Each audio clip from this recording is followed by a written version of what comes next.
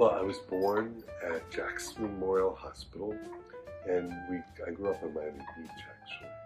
It was a very, very different time. I grew up mostly on South Beach, and then in the early 60s, my family moved.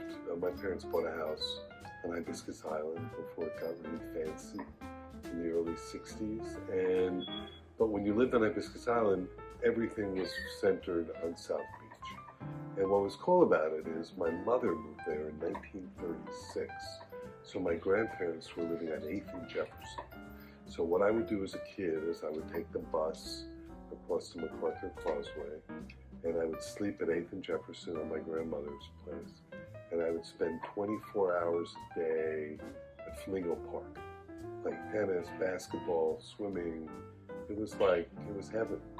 And Miami Beach in those days was like a shtetl. It was like a little Polish shtetl. Yiddish was in the air.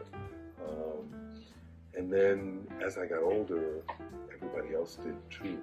So the median age on Miami Beach growing up was 70 years old when I was a kid.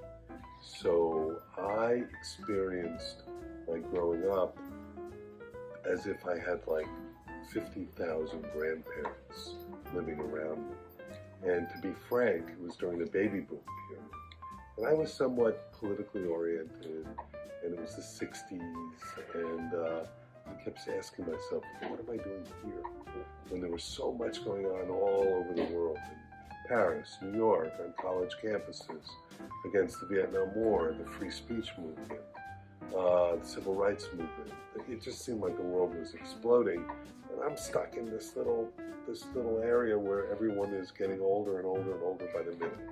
So I just wanted to get out. So I graduated high school, and I went to University of Colorado in Boulder.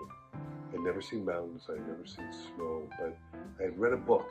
I read a book by Jack Kerouac called The Dharma Bums. It's my favorite of his books. I haven't read it since then, but it focuses on it's a novel, but it focuses on a character named Jaffe Ryder. Jaffe Ryder is patterned after the poet Gary Snyder. And the main character in that novel is sitting on a mountaintop writing poetry and looking for fires. And here I am walking around Hibiscus Island among all the palm trees and the bougainvillea, and I'm thinking, I can do that. But I didn't know what mountains were, and I didn't know what any of that was.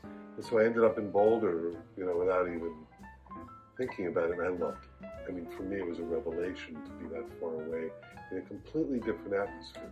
And the really good news was that Boulder at the time had just started, ironically enough, a literary center based on the Naropa Institute. It was called the Jack Kerouac School for Disembodied Poetics. That was the name of it. And all the beats from 10 years before, like Allen Ginsberg and Gregory Corso and Merwin, they were all hanging out in Boulder when I was just a student there. So I could go see readings, and there was great little clubs to see music. It was perfect. And I was an English major, and at the time, to give your viewers an idea, they were probably at the University of Colorado, probably had about 25,000, 30,000 students, and about 5,000 of them were English majors, and only 300 business majors. The world has flipped since then. That was in the 70s. And like every other English major at the time, I went to law school. We didn't know what to do. So I went to law school in Washington, D.C. But I think I was in law school. I was in Washington, D.C. I went to a pretty interesting law school. It was a public interest law school. It was clinically based, so I was in the prisoners' rights clinic. I was in the employment discrimination clinic. We helped unionize the GW nurses at the hospital.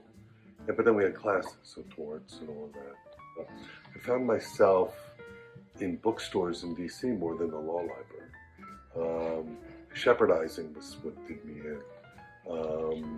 Now you just do it with a button, but back then it was hours and hours of the most mindless kind of work. So DC had some fabulous bookstores, just like Boulder did. And they're not all of them are there. In fact, very few of them are there.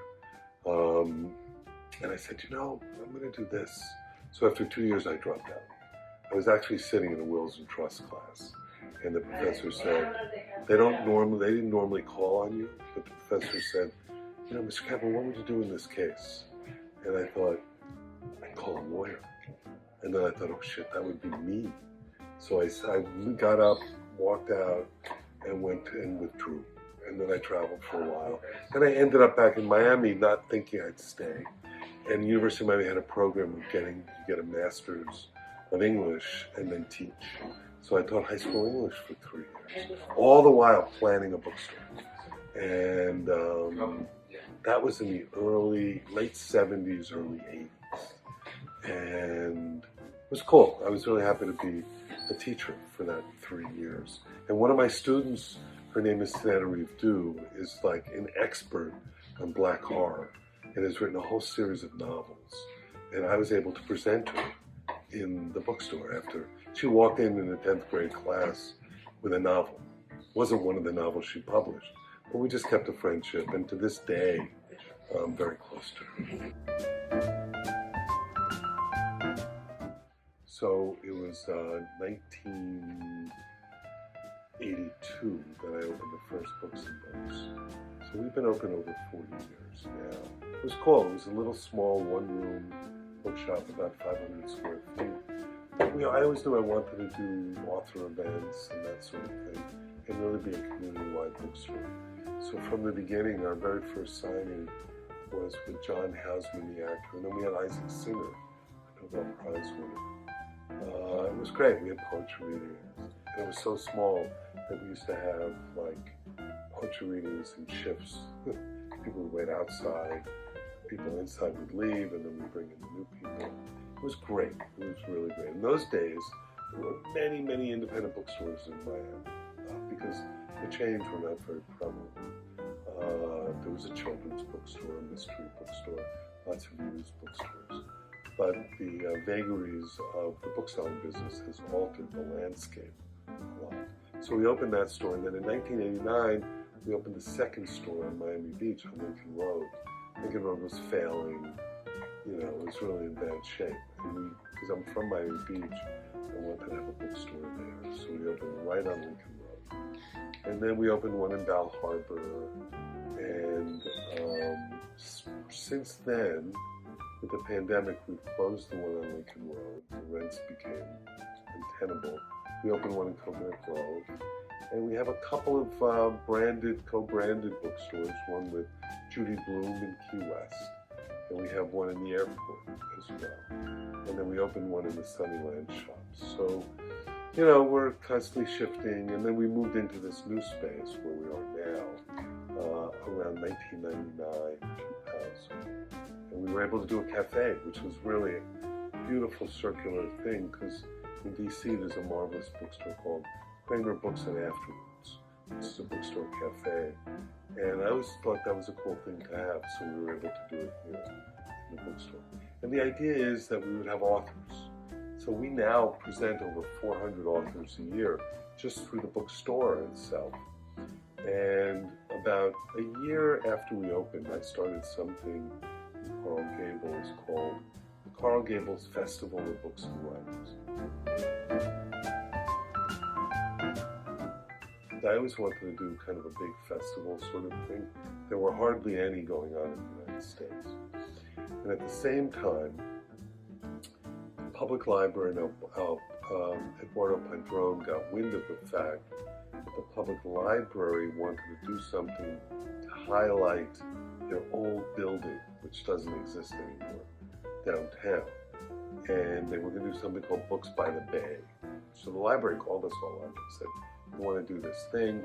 Eduardo, who was the president of the campus downtown, thought, aha, this could be a wonderful thing to move over to the campus. Because Miami downtown in the early 80s was a nightmare. You had articles in Time magazine going Miami, Paradise Lost. We had just come out of the Mariel boat lift and the McDuffie riots. And then we also had the beginning of the cocaine wars. Art Deco hadn't even been discovered or thought about. Miami Vice hadn't happened yet. It was just a very bleak kind of landscape here. So Eduardo thought it'd be cool to do something downtown, to elevate downtown into something a little more interesting.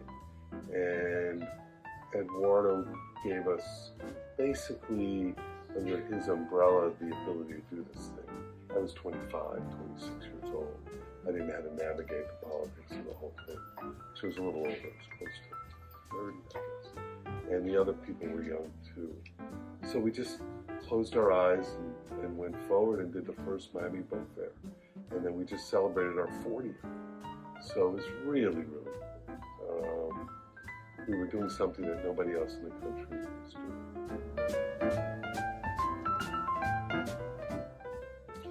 So, you know, with the Miami Book Fair, the whole idea of the book fair was to help bring the community together. We were a very, very, it was a very divisive time in the city of Miami. And so what we wanted to do is construct this very big tent under which everyone in Miami could come to. So we had programs in Spanish. The very first book fair we had James Boulder, right? So we were trying to get programs in Creole. We were trying to hit every aspect of the Miami community that we could. And that is very much the philosophy that I've always had as a bookseller, a bookseller in Miami. Because for me, I grew up in a very multicultural way, even when I was growing up in Miami Beach. You had the beginning, the first wave of Cuban immigration. My junior high school was the first one to have integration through busing.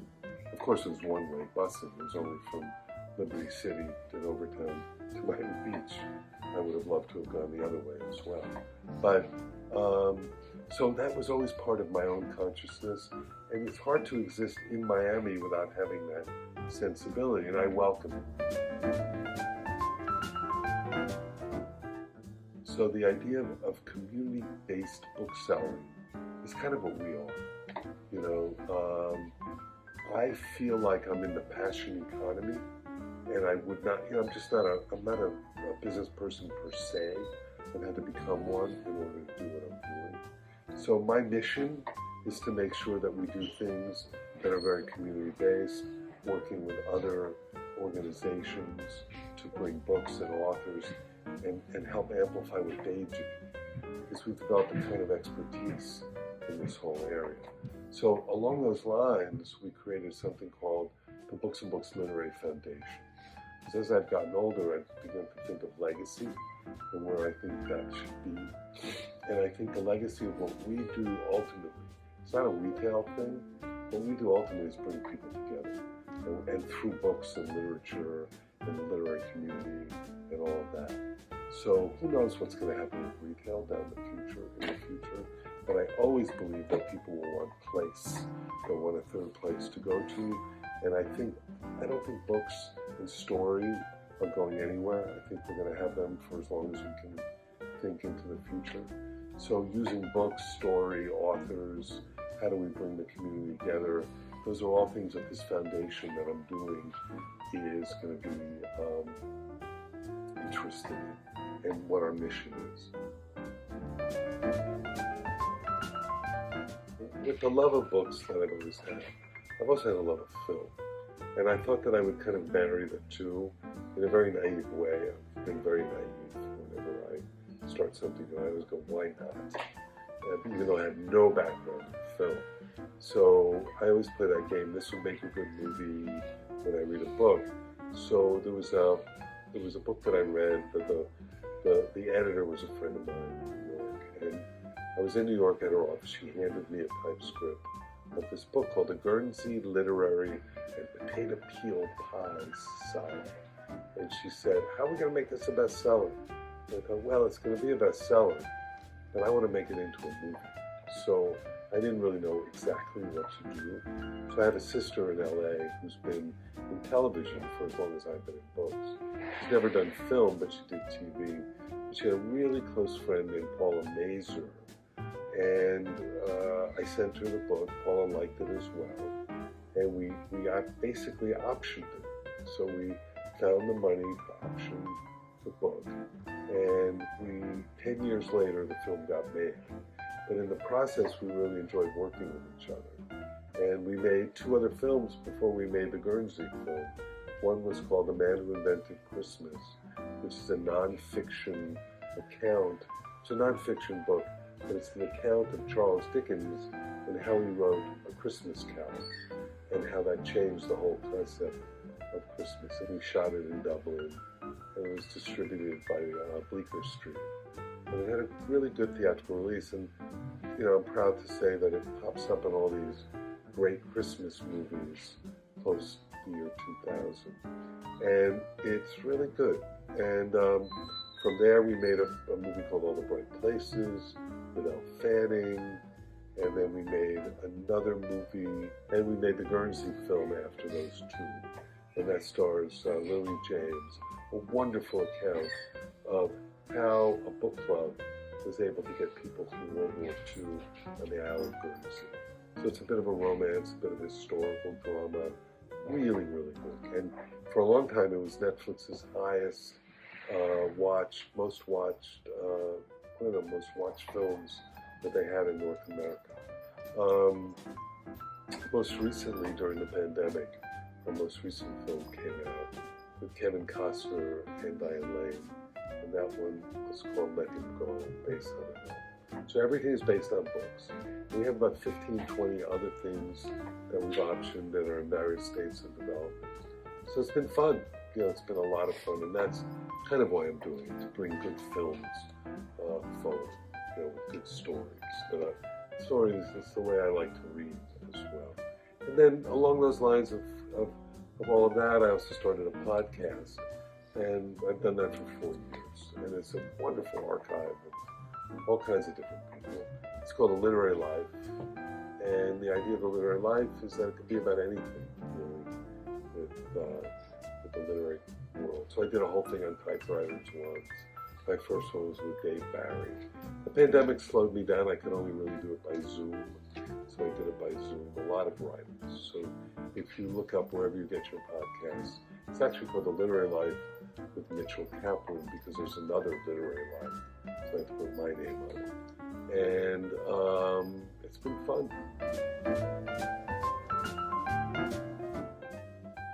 Well, the Freedom Coalition started very organically, and that's FREADO, the freedom to read. So what happened was, I'm sure a lot of the people watching this know that we're in a very challenging period right now when it comes to the freedom to read, because the weaponization of books are in full swing. So we did something with the Coral Gables Congregational Church, which calls themselves a sanctuary for banned books. So that night, 600 people came. We gave out almost 1,500 books, and also we discovered, I discovered all of these little grassroots groups that are working in the same vein. It's a group called Families Against Banned Books, another group called the Miami Freedom Project, another group called Cuban American Women for Democracy, Moms for Libros. All of these groups came together. We started a WhatsApp. We started going to school board meetings, and and then the Freedom Coalition was born. So basically, it's a loose coalition of all these different groups, so that we're not duplicating efforts.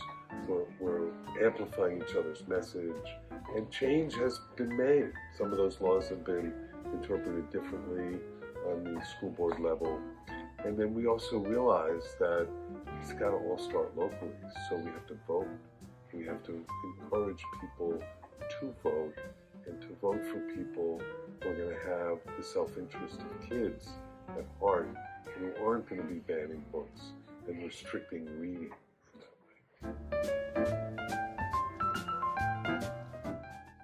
Well, the way you can support us as a bookstore is to buy your books through us. Where you spend your money is a choice. And I think supporting the various things that we do by going to bookselling and shopping with us is terrific. And we can order anything for you We also have audiobooks online. We'll soon have digital books that you can download.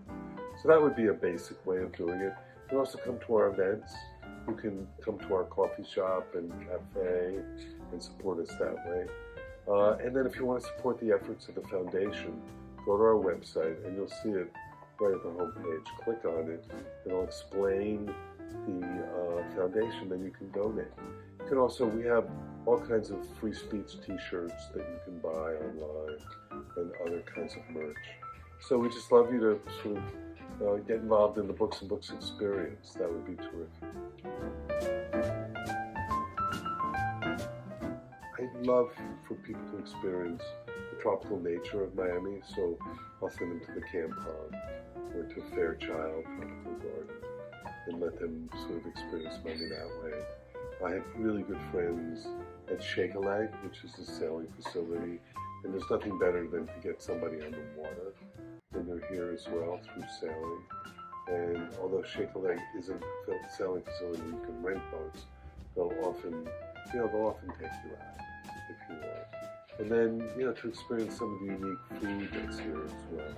I know it's something that, is on everyone's radar, but there's nothing more different for someone who's never been than to go to Joe's Stone Crab, which is a place that I've always loved ever since I was a kid. I always tell people, what 6-year-old would say they want to go to eat stone crabs for their birthday? But that was me, whenever it was my birthday. And then there's some phenomenal sort of Cuban restaurants, a great experience is always to look at the Versailles, which is it's so bizarre and different. I tell people to go take an Art Deco tour, like a walking tour of the Art Deco district, to get a flavor of that. And then one thing that I love doing myself, which is always a cool thing to do, which is to go onto the beach of Miami Beach and walk the boardwalk. We can walk the entire length of Miami Beach, which is kind of cool as well. And then I happen to be a gigantic basketball fan, so if it's someone who can afford to buy a ticket, go see the Heat play, or even more fun, go to the University of Miami basketball, which is fun and more accessible. And then there's the Everglades. A lot of people, love to go down to Shark Valley and experience that as well.